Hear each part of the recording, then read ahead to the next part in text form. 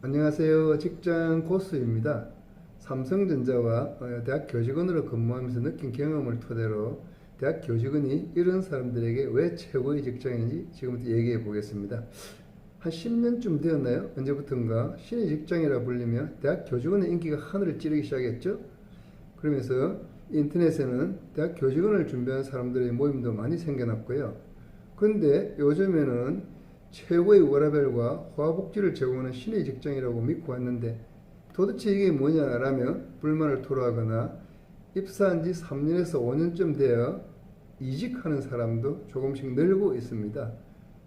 또 지난 5월에는 대학 내일이라는 잡지에 너는 신의 직장 다니면서 왜 그래? 라고 묻는 사람과 신이시여 만나면 가만두지 않겠나이다 라고 말하는 두 사람의 사파도 있었습니다. 그런 탓인지 요즘 대학 교직원을 준비하는 사람들 모임에는 조금 당황해하는 기색도 보입니다. 이 영상 끝까지 보시면 그런 의문에 조금 도움이 되리라고 생각합니다. 사실 대학 교직원이 신의 직장이라고 불리기 시작한 것은 교직원의 연봉이 대기업과 비슷하면서도 정년과 연금이 보장되고 보아복지는 아니지만은 대학원 진학이나 정시 퇴근이 용이하고 기업에 비해 성과 경쟁이나 업무 스트레스가 현저히 적다는 것을 알았기 때문이죠. 그런데 수년 전부터 대학 등록금이 거의 동결되면서 교직원 급여도 거의 동결이 되어 기업과 비슷했던 연봉이 점점 격차가 벌어지고 있습니다. 반면에 교직원의 장점이었던 정년, 연금 보장, 업무에서 느끼는 혜택 등은 상대적으로 점점 축소되고 있죠. 물론 지금도 기업에 비교해서 본다면 교직원의 근무 환경은 상당히 좋은 편입니다. 그렇지만 불만을 가진 사람들은 그런 것보다도 기업과 바로 비교되는 연봉 격차에서 박탈감을 크게 느낍니다. 그럼 최근 기업과 교직원의 신입 연봉이 어느 정도인지 한번 알아볼까요? 대학 교직원의 신입 연봉을 크게 나눠보면 상위권 대학이면 3,500에서 4,000 초반이고요.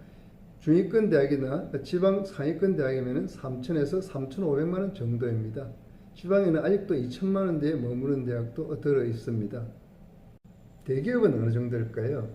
올해 3월에 한국경제연구원에서 국내 500대 기업을 대상으로 조사한 자료에 의하면 500대 기업 평균은 4천만 원이 조금 넘습니다.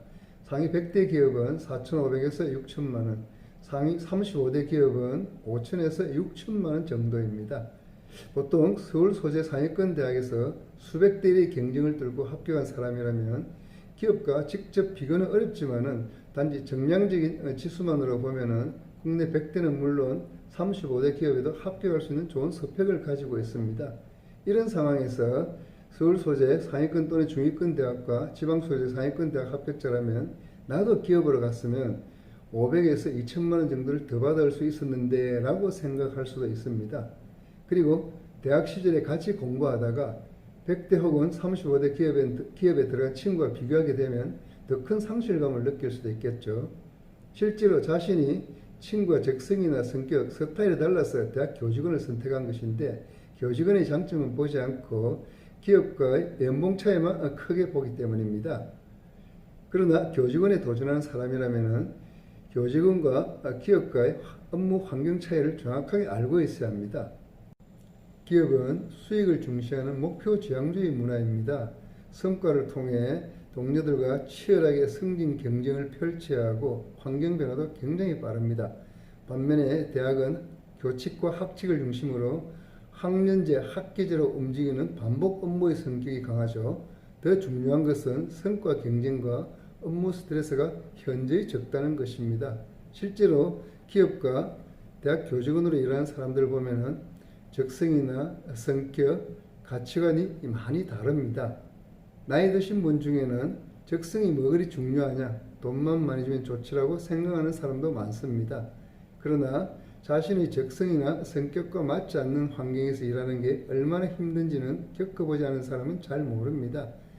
우리 주변에 삼성, 현대, LG 등 대기업에서 전직해온 분들을 보면 잘 알 수 있습니다.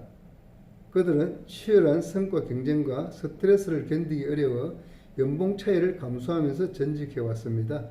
연봉 차이가 더 커진 지금도 후회하는 기색은 전혀 없이, 물론 속으로 후회하면서도 겉으로 아닌 척 하는지는 알 수 없습니다만 아주 밝은 표정으로 맡은 업무를 굉장히 잘 해내는 직원들로 평가받고 있습니다.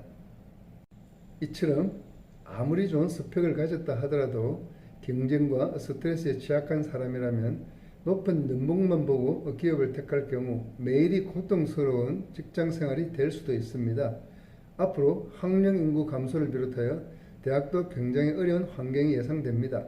그러나 예상치 못한 변화에 대처하고 새로운 환경에 도전하여 성과를 만들어내야 하는 기업 조직의 압력은 교직원과는 비교할 수 없는 심한 스트레스입니다. 인터넷에 신의 직장이라 믿고 들어온 교직원 3년차가 교직원 3년차인데 라고 올린 글 중에 이런 분 교직원 와야 한다 라고 쓴 내용이 있어 소개하겠습니다. 이런 분 교직원 와야 한다. 기업에서 개고생한 분들, 윗 상사로부터 엄청난 갈굼을 당한 분들, 실적 스트레스에 자살 직전까지 간 분들, 한 달 30일 기준으로 20일 이상 밤 11시 넘어서 퇴근한 분들, 이런 분들이 대학 직원으로 오면 정말 파라다이스구나 라고 생각하실 겁니다. 그 외에 사회 초년생으로 직원이 되신 분들, 멀쩡히 잘 다니고 있는 회사 접고 대학 직원이 편하고 정년까지 다닐 수 있을 것이라는 기대를 가지고 오신 분들, 오래 못 버티고 나갑니다. 그리고 이직을 후회합니다. 아마 이 직원이 보기에도 기업에서 전직이 온 사람들이 교직원 환경에 굉장히 만족하고 있는 것으로 보였던 것 같습니다. 동료들보다 성과가 좋은 20대 후반에서 30대 초반의 직원이라면 교직원이 주는 장점들로 기업과의 연봉 차이에서 오는 박탈감을 상쇄시키기는 어려울 것 같습니다. 그러나 교직원과 기업을 비교할 때 연봉을 우선순위에 두어서는 안 됩니다.